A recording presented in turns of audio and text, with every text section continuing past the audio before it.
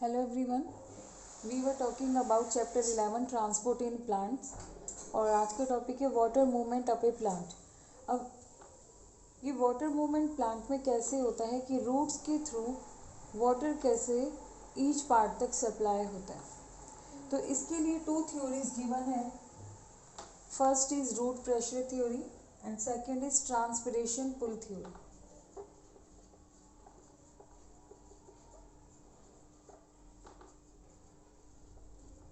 And second is transpiration pull theory.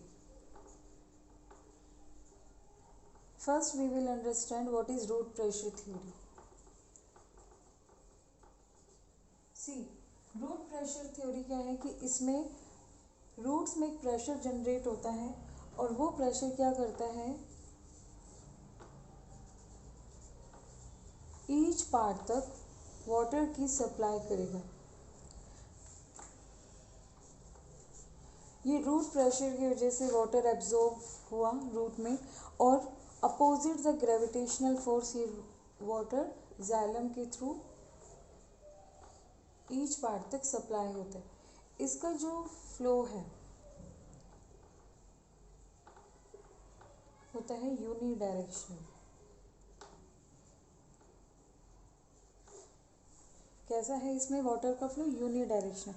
अब हमें ये कैसे पता लगा, यानी साइंटिस्ट ने ये कैसे एक्सप्लेन किया कि रूट प्रेशर जनरेट होता है? तो उनके लिए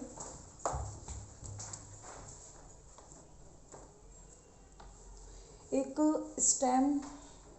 स्मॉल स्टेम कटेड एक प्लांट लिया, इसे पॉटेड प्लांट लिया, उसके स्टेम को ब्लेड से कट किया। ठीक है, तो ब्लेड से कट करने पर और ये एक्सपेरिमेंट जब परफॉर्म किया तो वाटर में यानी ह्यूमिडिटी थी, एटमॉस्फेयर में क्या थी? ह्यूमिडिटी, यानी टेम्परेचर हाई नहीं था। इवेपोरेशन जो रेट थी यानी वाटर लॉस जो होता है एटमॉस्फेयर में वो नहीं था, ह्यूमिडिटी थी। तो क्या देखा कि यहाँ पर स्टेम जहाँ से कट किया है वहाँ से वाटर की ऊजिंग हो रही है। ऊजिंग मीन्स कि वाटर रिस रिस कर गिर रहा है और इस पर एक ट्यूब भी लगा दी, एक रबर ट्यूब फिर प्लेस की। उस रबर ट्यूब से एक मैनोमीटर प्लेस किया और मैनोमीटर जो होता है वो प्रेशर को कैलकुलेट करता है। प्रेशर को कैलकुलेट करता है मीन्स इसमें जो मर्करी का लेवल था वो हाई हो गया। वो कब हाई हुआ? जब प्रेशर जनरेट हुआ। तो ये देखा कि रूट में एक ऐसा प्रेशर जनरेट होता है, क्योंकि उसमें रूट को रिस्पॉन्सिबल क्यों माना है? क्योंकि रूट ही वो पार्ट होती हैं जो सॉइल से वाटर को फर्स्ट एब्जॉर्ब करती हैं। देन ये जो प्रेशर है ये आगे ट्रांसपोर्ट होता है और इसी प्रेशर के साथ में वाटर प्लांट के ईच पार्ट तक सप्लाई होता है जाइलम के थ्रू। बट ये इसके ड्रॉबैक्स क्या थे इस एक्सपेरिमेंट के कि ये जो रूट प्रेशर थ्योरी है ये टॉल ट्रीज़ में नहीं एप्लीकेबल नहीं है। कि अगर 2 मीटर लॉन्ग अगर कोई प्लांट होगा यानी 3-4 मीटर लॉन्ग प्लांट है तो उसमें रूट प्रेशर ये एप्लीकेबल नहीं है। और इसमें जो प्रेशर जनरेट हो रहा है वो 2 एटमॉस्फेरिक प्रेशर से हाई नहीं है, यानी इस प्रेशर का जो हम वैल्यू देखेंगे 2 एटमॉस्फेरिक प्रेशर है। थर्ड, इवेपोरेशन रेट जब हाई होती है तो ये प्रेशर काम नहीं करता है, यानी रूट प्रेशर थ्योरी काम नहीं करती in the presence of evaporation.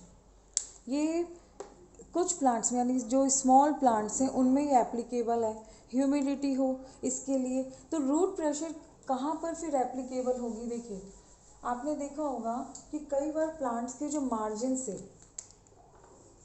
जो लीफ का जो मार्जिन होता है वहाँ से वाटर इस तरह से रिलीज होता है मार्जिन से, इसे हम वेपोरेशन नहीं कहते। जब प्लांट जो लीफ है, लीफ के मार्जिन से अगर वाटर आउट होता है that is called guttation. And guttation क्या हो रहा है? ये या तो इवनिंग में होता है या अर्ली मॉर्निंग होता है। ये कब होगा? जब इवेपोरेशन रेट लो होती है। इवेपोरेशन मीन्स ट्रांसपिरेशन, या हम कहेंगे ट्रांसपिरेशन क्या है? नहीं हो रहा। जब ट्रांसपिरेशन नहीं होता है, ये दोनों अलग चीज़ हैं। यहाँ पे ये ट्रांसपिरेशन नहीं है, ये क्या है? गटेशन, गटेशन क्यों ट्रांसपिरेशन से अलग है? देखिए ट्रांसपिरेशन में तो क्या होता है, वाटर लॉस हो रहा है, लेकिन यहाँ पर ये जो ड्रॉप करके वाटर लॉस हो रहा है इसमें सॉल्ट भी मिक्स है। और जो ट्रांसपिरेशन में वाटर लॉस होता है उसमें ओनली वाटर होता है, कोई भी ऑर्गेनिक या इनऑर्गेनिक कंपाउंड नहीं होते हैं, इसमें इनऑर्गेनिक सॉल्ट भी मिक्स होता है। ठीक है, तो ये रूट प्रेशर थ्योरी का अगर हम देखें, रूट प्रेशर का एक रिजल्ट क्या है, गटेशन, कि वाटर रिलीज होता है मार्जिन से और यहाँ पर टिप से। ये किन किन प्लांट्स में होता है, जैसे ब्रायोफिलम है एग्जाम्पल,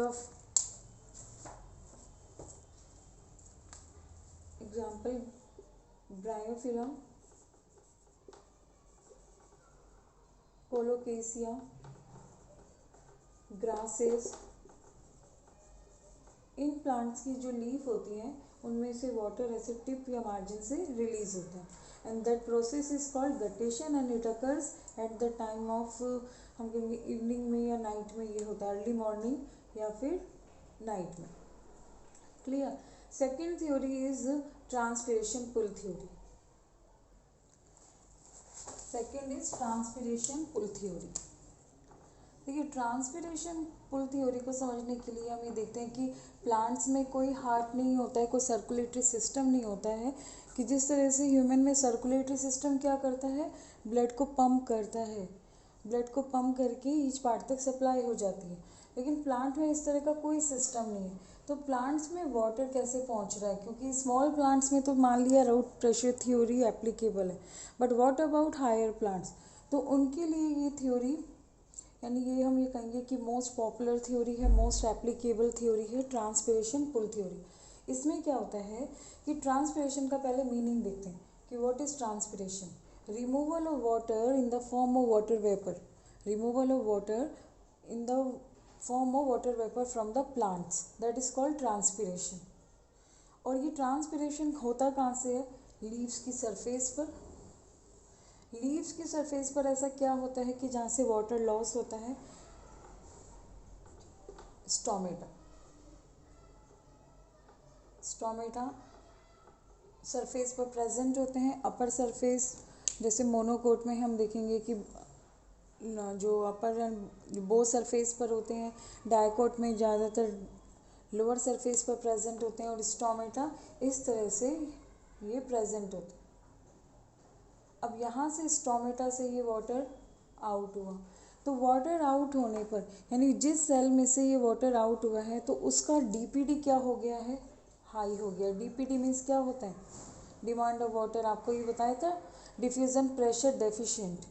लास्ट वीडियो में आपने देखा होगा कि इसका मीनिंग क्या है, डिफ्यूज़न प्रेशर डेफिशिएंट, कि जहाँ से वाटर रिलीज़ हुआ है, जहाँ से वाटर राइट आउट हुआ है, उसका डीपीडी क्या हो जाएगा, उसका जो डीपीडी कम हो जाएगा। ठीक है, तो वो क्या करती है, सेल जिसका डीपीडी लो हुआ है वो अपनी एडजेसेंट सेल से लेती है वाटर, अपनी एडजेसेंट सेल से लेती है। ये वाटर इसको दे दी, इसमें कम हो गया तो ये अपनी एडजेसेंट सेल से लेती है। इस तरह से यहाँ पर जाइलम जो है, जाइलम कहाँ प्रेजेंट होता है, ये वेन में, वेन में जाइलम प्रेजेंट होता है, और वाटर कहाँ पर आ रहा है, जाइलम में।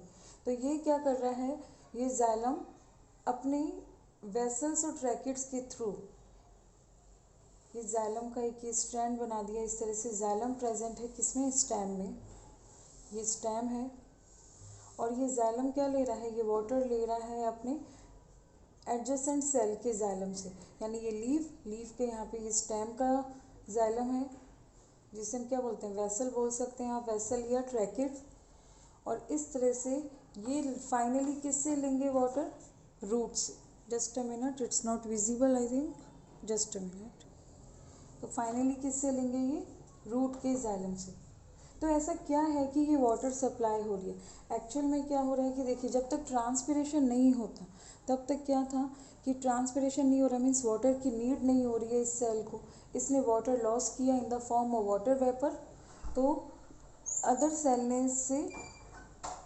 ने इसको दिया, देन अदर सेल के पास में डिमांड बढ़ गई तो उसने दूसरी सेल से लिया। तो इस तरह से एक ये वाटर का कॉलम बन जाता है।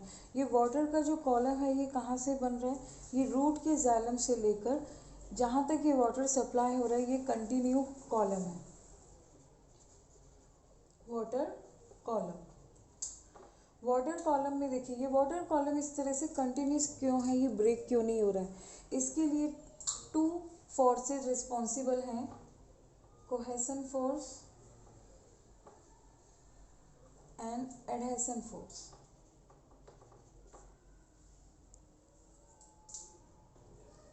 कोहेसन फोर्स तो वर्क करता है अमंग द वाटर मॉलिक्यूल्स, यानी वाटर मॉलिक्यूल्स के बीच में जो फोर्स लग रहा है दैट इज कोहेसन फोर्स। और ये वाटर मॉलिक्यूल जो है ये किसके थ्रू मूव कर रहा है, वेसल या ट्रैकेट्स की तरफ? तो वेसल और या ट्रैकेट्स, जिसे हम बोलते हैं ट्रैक्युलरी एलिमेंट, उनके बीच में जो ये वाटर और वेसल के बिटवीन जो फोर्स लग रहा है वो है एडहेसन फोर्स।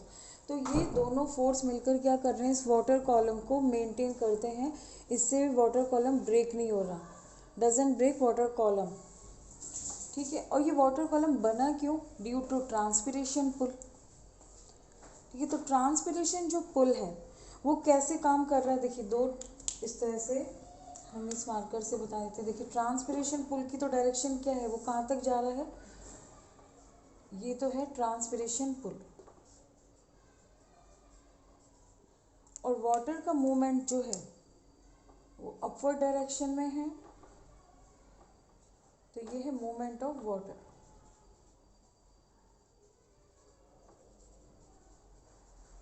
क्लियर है? ट्रांसपिरेशन पुल क्या है, जब तक ट्रांसपिरेशन नहीं होगा तब तक वाटर की डिमांड नहीं बढ़ेगी, वाटर की डिमांड नहीं होगी तो वाटर क्या है, अपनी एडजेसेंट सेल से वाटर नहीं लेगा। तो ट्रांसपिरेशन पुल ने वाटर कॉलम जनरेट करा, एंड वाटर कॉलम को मेंटेन करने के लिए जो फोर्स है वो है कोहेसन एडहेसन फोर्स। इस थ्योरी को TACT थ्योरी भी कहते हैं, transpiration adhesion cohesion theory, transpiration adhesion cohesion theory. And this theory is most popular and most applicable, यही एक्सेप्टेबल थ्योरी है। It was given by Dixon and Joly. और ये जो थ्योरी है ये 15 मीटर जो लॉन्ग प्लांट्स पर भी एप्लीकेबल है, यानी इसमें जो वाटर की सप्लाई होती है वो लॉन्ग, जितने भी जिम्नोस्पर्म हैं उनमें भी वाटर इसी थ्योरी के बेसिस पर ही मूव हो रहा है। एंड वाटर मूवमेंट की डायरेक्शन जो हम बोलते हैं, वाटर मूवमेंट के लिए टर्म यूज़ करते हैं ascent of sap. Ascent of sap means, ascent means upward movement of water, sap means water and minerals.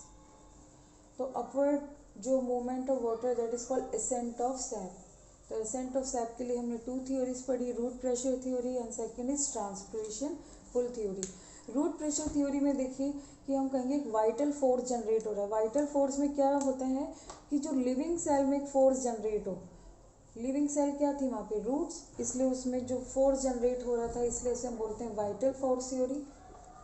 और इस थ्योरी को हम किस में कैटेगराइज करते हैं, फिजिकल फोर्स थ्योरी। यहाँ पे कोई लिविंग सेल पार्टिसिपेट नहीं कर रही है। अगर क्वेश्चन आ जाए कि ऐसी कौन सी थ्योरी है जिसमें जो ये मानती है कि वाटर मूवमेंट में यानी एसेंट ऑफ सैप में कोई लिविंग सेल का इन्वॉल्वमेंट नहीं होता, क्योंकि वेसल्स और ट्रैकेट भी क्या है, डेड सेल्स हैं, उनमें कोई प्रोटोप्लाज्म नहीं होता है, इसलिए वाटर का मूवमेंट हो रहा है। Is it clear? तो ये थी ट्रांसपिरेशन पुल थ्योरी। अब नेक्स्ट में हम ये पढ़ेंगे कि ट्रांसपिरेशन जो होता है वो स्टोमेटा के थ्रू होता है, स्टोमेटा की स्ट्रक्चर कैसी होती है वो नेक्स्ट वीडियो में देखेंगे। Thank you.